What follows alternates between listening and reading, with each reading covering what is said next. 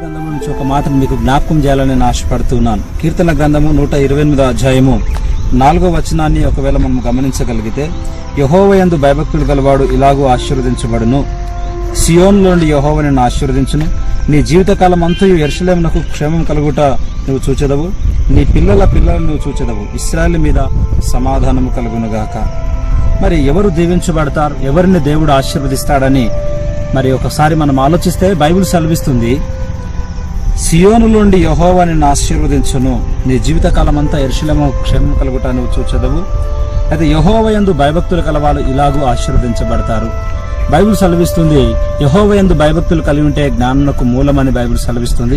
యెహోవా చేత ఆశీర్వదించబడాలి అంటే మరి సామెతలు 10:22 చెప్తుంది, యెహోవా ఆశీర్వాదం ఐశ్వర్యం ఇచ్చును, నరుని కష్టం చేత ఆశీర్వాదం ఎక్కువ కాదు అని సెలవిస్తుంది.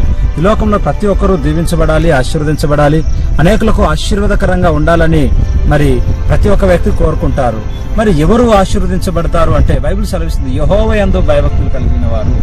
దేవుని యందు భయము భక్తి రెండు ఉండగలిగితే మరి జ్ఞానం ఆటోమేటిక్ గా వస్తుందని బైబిల్ సెలవిస్తుంది. ప్రేమ దేవుని బిడ్డలారా, మరి ఒక కుటుంబం పట్ల దేవుని యొక్క ఉద్దేశం ఏంటి, దేవుని యొక్క ప్రణాళిక ఏంటి అని ఒకవేళ మనం ఆలోచిస్తే 3వ వచనం అంటాడు కదా, నీ లోగిటి నీ భార్య ఫలించు ద్రాక్షవల్లి వలె నుండును, మరి నీ భోజనం బల్ల చుట్టూ నీ పిల్లలు ఒలివ మొక్కల వలె ఉందురు అన్నటువంటి మాట. మరి నీ లోగిటి భార్య ద్రాక్ష వల్లి వల్లే ఫలించి ఒక ద్రాక్ష వల్లి వల్లే ఉండును అన్నటువంటి మాటను మనం చూస్తున్నాం. ఒక స్త్రీ ఏ విధంగా ఉండాలని దేవుడు కోరుకుంటున్నాడంటే, ఒక ఫలించి ఒక ద్రాక్ష వల్లి వల్లే ఉండాలని దేవుడు కోరుకుంటున్నాడు. మొట్టమొదటి కుటుంబాన్ని దేవుడు సృష్టించిన తర్వాత మా రాధమవులతో దేవుడు మాట్లాడిన మాట ఏంటంటే, మీరు ఫలించండి, అభివృద్ధి పొందండి, భూమిని నిండించండి, దీని అంతటిని ఏలండి అని చెప్పేసి చెప్పడం జరిగింది. అయితే మొదటి కుటుంబము మరి సర్పము తన కుయుక్తి చేత అవ్వను మోసపరిచింది.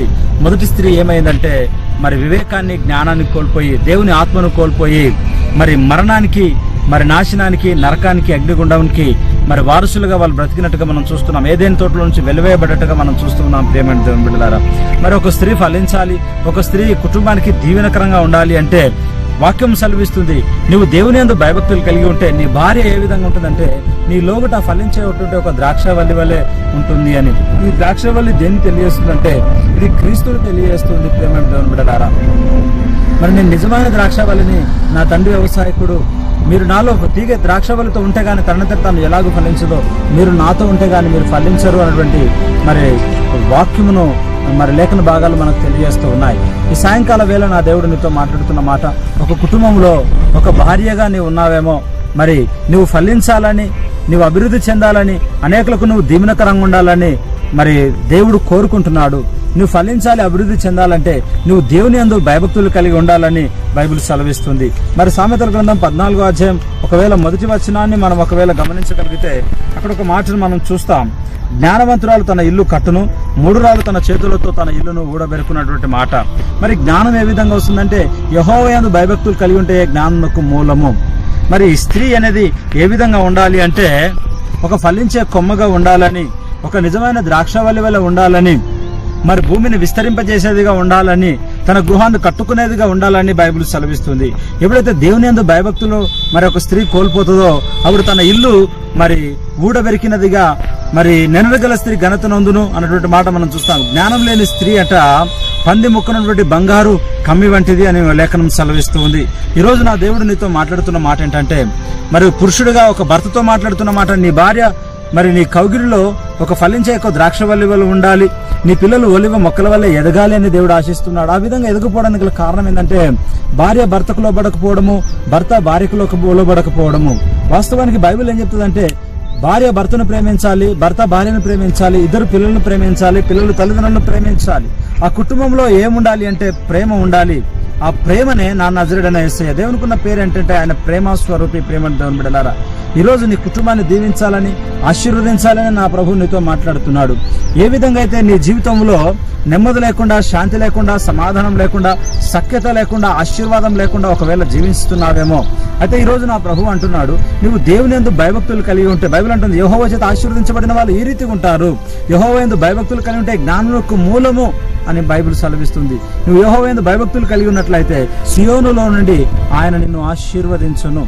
మరి పరలోకం నుండి నా దేవుడు నిన్ను ఆశీర్వదించాలి అంటే నీవు దేవుని యందు భయభక్తులు కలిగి ఉండాలి. దేవుని యందు భయభక్తులు కలిగినటువంటి స్త్రీ ఏ విధంగా ఉంటుంది అంటే, సామెతల గ్రంథం 31వ అధ్యాయము 27వ వచనాన్ని గమనిస్తే, ఆమె తన ఇంటి వారి నడతలను బాగా కనిపెట్టును, పని చేయకుండా ఆమె భోజనము చేయదు, ఆమె కుమారులు లేచి ఆమె దల్లిరాళ్ళందరూ. చాలా మంది కుమార్తెలు ప్రతిభతా ధర్మం అనుసరించి ఉన్నారు గాని వారందరికీ నువ్వు మించిదానవని ఆమె పెనిమిటి ఆమెను పొగుడును. గమనించాల్సిన విషయం ఏంటంటే, ఒక జ్ఞానవంతురాలని భర్త పొగిడేవాడుగా ఉంటాడని బైబిల్ సెలవిస్తుంది. పెందల కడనే లేస్తుంది, తన కుమార్తెలకు బత్తములు సిద్ధపరుస్తుంది, వ్యాపారాన్ని చూసుకుంటుంది, వచ్చిన లాభమును మరి ఆమె ఏం చేస్తుందంటే జాగ్రత్తగా సేవ్ చేస్తుంది అని చెప్పేసి బైబిల్ సెలవిస్తుంది. ఎందుకంటే చలికాలంలో మరి వాస్తవానికి 15వ వచనంలో ఒకవేళ మనం గమనించగలిగితే, ఆమె చీకటితోనే లేచి తన ఇంటి వారికి భోజనం సిద్ధపరచును, తన పనికెత్తలకు బత్తెమును ఏర్పరచును, ఆమె పొలమును చూచి దానిని తీసుకొనును, తాము కూడబెట్టిన ద్రవ్యం పెట్టి ద్రాక్షతోటి ఒకటి నాటించును. గమనించండి ప్రేమైన దేవుని బిడ్డలారా, ఎర్లీ మార్నింగ్ లేసేదిగా ఉంటుంది స్త్రీ అని బైబిల్ సెలవిస్తుంది. మరి బాలుడు త్రోను నడిపించండి, వాడు పెద్దవాడైన తర్వాత దాని నుండి తొలగిపోడు. మరి ఒక స్త్రీ కుటుంబంలో ఏ విధంగా ఉండాలి? భర్తకు లోబడిందిగా ఉండాలి, దేవుని యందు భయభక్తులు కలిగిందిగా ఉండాలి. ఆ విధంగా ఉన్నప్పుడు ఆ స్త్రీ ఏ విధంగా ఉంటుందంటే, ఒక ఫలించే ద్రాక్షవల్లి వలె ఉంటుంది అని బైబిల్ సెలవిస్తుంది. మరి మీ కుటుంబంలో మీరు వర్ధిల్లాలి, అభివృద్ధి చెందాలి, అనేకులకు ఆశీర్వాదకరంగా ఉండాలంటే మీరు దేవుని యందు భయభక్తులు కలిగి ఉండాలి. మీ యొక్క ఆశీర్వాదం అనేది ఆయన యందు భయభక్తులు కలిగి ఉండటంలోనే దాగి ఉన్నదన్న సత్యాన్ని నేను మీకు జ్ఞాపకం చేస్తున్నాను. ఒకవేళ ఇంతవరకు మరి నీ భర్తకు నువ్వు లోబడట్లేదేమో, నీ పిల్లలను భక్తిలోను బోధలోను క్రమంగా వారిని పెంచట్లేదేమో, అయితే ప్రభు నీకు ఒక అవకాశం ఇస్తున్నాడు. నిన్ను ఈ లోకంలో సృష్టించింది, నీకు ఒక కుటుంబాన్ని ఇచ్చింది, నీకు ఒక భర్తనిచ్చింది, నీ పిల్లల్ని ఇచ్చింది. ఎందుకో తెలుసా? నువ్వు ఒక ద్రాక్షవల్లి వలె నువ్వు ఫలించాలని, నీ పిల్లలు ఓలివ మొక్కల వల్ల నీ కుటుంబంలో ఎదగాలని, పరిపూర్ణ సౌందర్యం గల సియోనులో నుండి ఆయన నిన్ను ఆశీర్వదించాలని, నువ్వు ఫలించి అభివృద్ధి చెంది భూమిని నిండించి అనేకులకు నువ్వు దీవెనకరంగా ఉండాలని నా దేవుడు ఆశపడుతున్నాడు. కాబట్టి మీరు ఆనంద భయభక్తులు కలిగి మరి ఆ యొక్క దేవుడిచ్చే జ్ఞానంలో మీరు ముందు కొనసాగలిగితే తప్పకుండా ఆయన నుండి దీవిస్తాడు. దేవుడు నుండి దీవించి ఆశీర్వదించును గాక.